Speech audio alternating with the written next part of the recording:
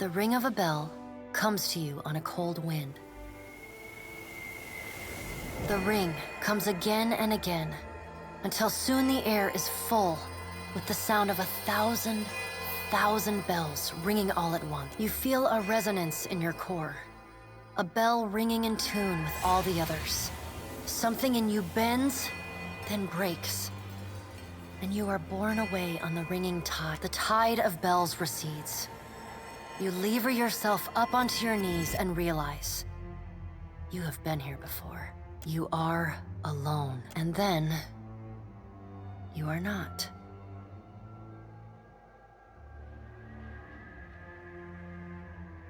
An indistinct figure stands before you, flickering between forms like a fire-cast shadow. A fixed, taunting grin, bottomless black eyes, a yawning chasm in the earth.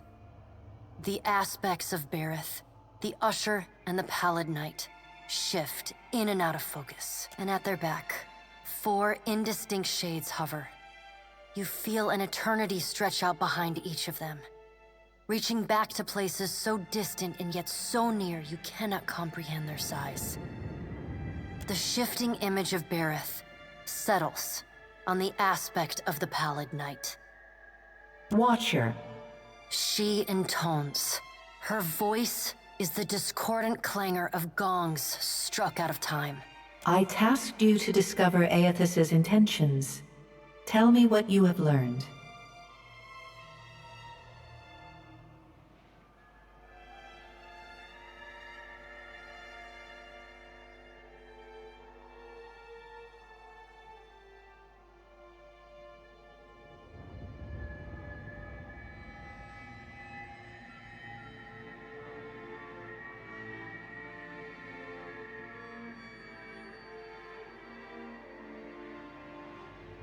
The Pallid Knight knits her brows.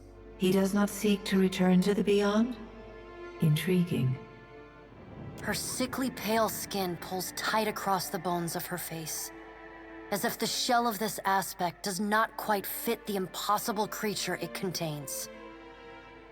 The figure nearest Bareth dissolves and reforms in the image of a thin-lipped, ancient crone, whose face has felt the melting kiss of fire.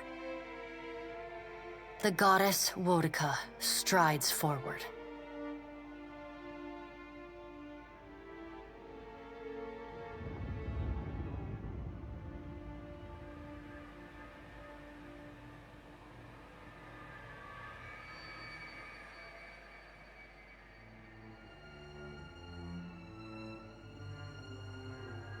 Does Aethys frighten you, Bareth?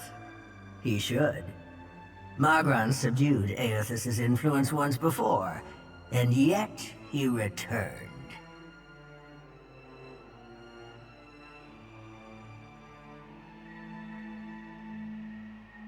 From out of Wodica's shadow shuffles a hunched, bald man you recognize as the god Scan. His skin is mapped with swollen lash scars, and breath whistles through the ragged hole in his face where his nose once was.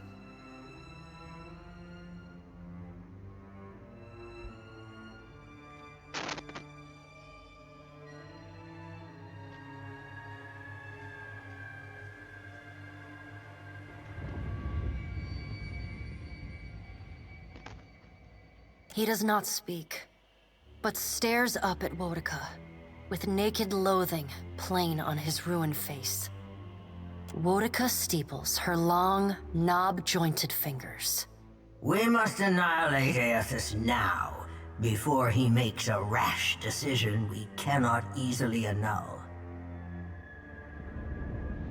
A moon would do the job nicely. Wodica says, and grins.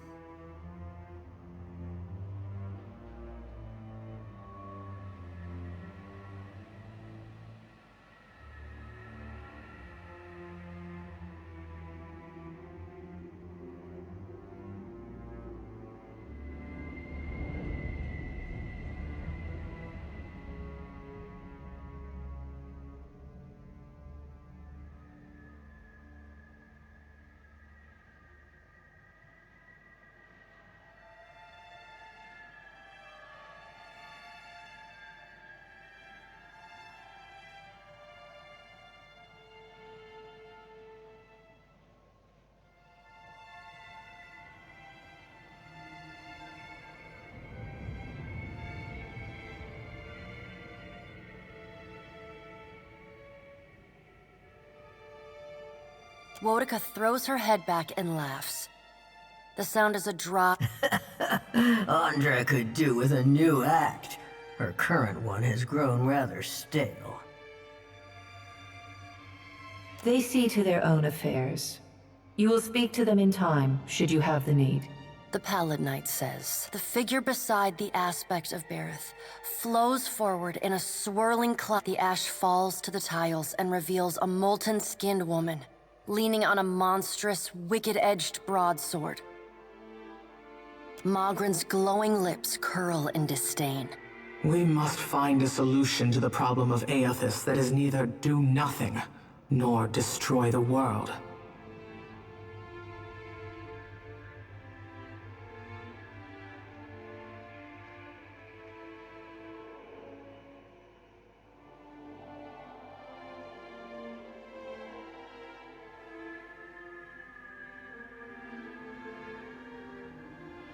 I acted in haste during the Saints' War. You will not goad me into doing the same now. To move against him while his plans are unknown would be the height of foolishness. We must find wisdom in precaution. Mogren says.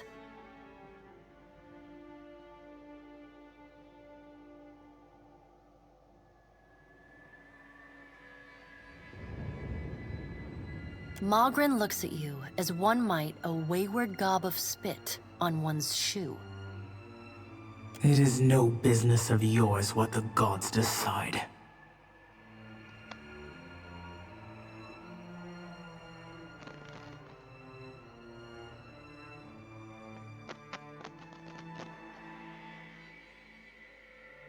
Another of the silent figures steps forward, and the warm, golden light of a summer's afternoon spills. Let's all take a deep, calming breath. Perhaps cooler heads will prevail.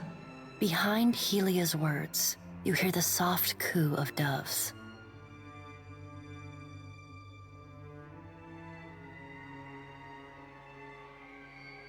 Aethys has been separated from us for too long.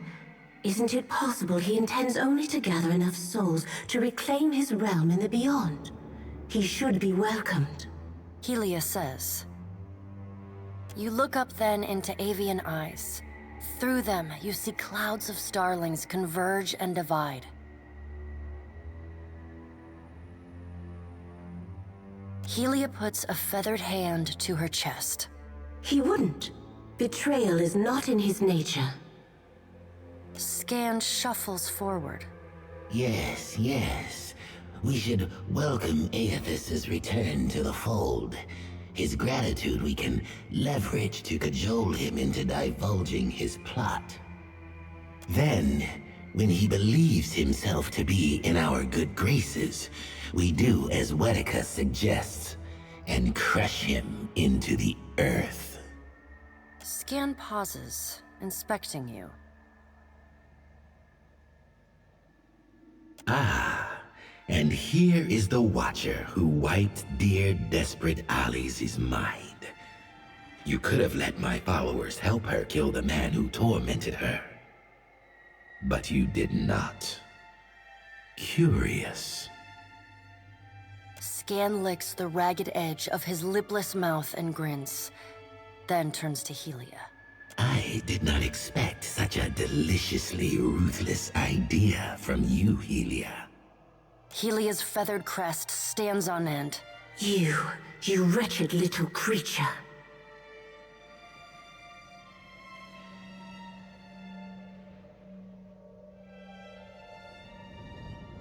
Your point is well made, little Watcher. If self-evident, Aethys has not been known to possess a vindictive nature. Indeed, he has occasionally been magnanimous to a fault. Mogren says. However, if we push him to the brink of reason, there is no telling what he may do. He is, as ever, unpredictable. Something akin to fondness creeps into her voice. The Pallid Knight gestures for silence. Aethys cannot be killed, but he may be subdued. Yet to do so will take immense power and time. She says. Both stand in his favor. Magrin grits her black glass teeth. That is why we must ascertain his plans before he has the chance to put them into motion. She begins to pace. Her steps leave little. Magrin stops and balls her hands into flaming fists.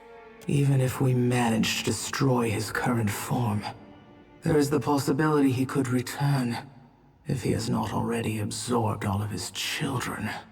The pallid knight casts a cold, cutting glare in Magrin's direction.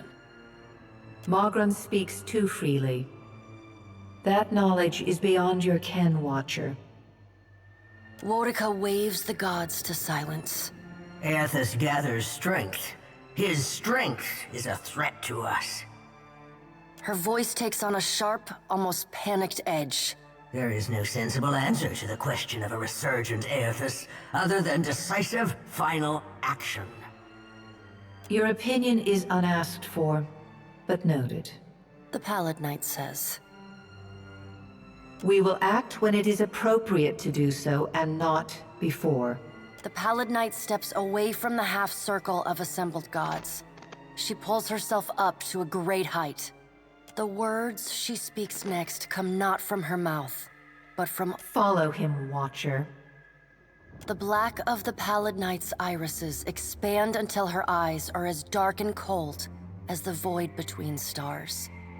She bends down and brings her ghostly face. Your debt to me remains unpaid.